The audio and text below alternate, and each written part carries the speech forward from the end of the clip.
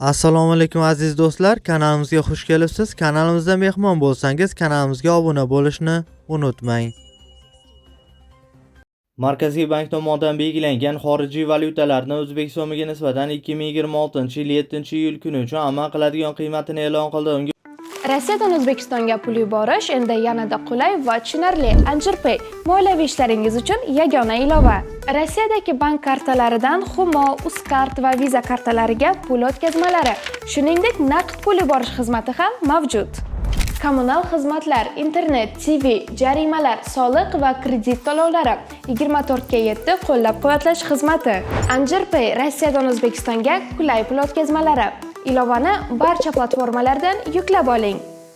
Ko'ra dollarning rasmiy kursi 68 so'mga ko'tarilib, 1 AQSh dollari 12.042 so'm tashkil etdi. Bundan ko'rinadiki, 100 AQSh dollari 1.204.205 so'mga teng bo'ldi. Yevro kursi esa 44 so'mga ko'tarilib, 1 yevro 13.744 so'm tashkil etdi. Bundan ko'rinadiki, 100 yevro 1.374.480 so'mga teng bo'ldi.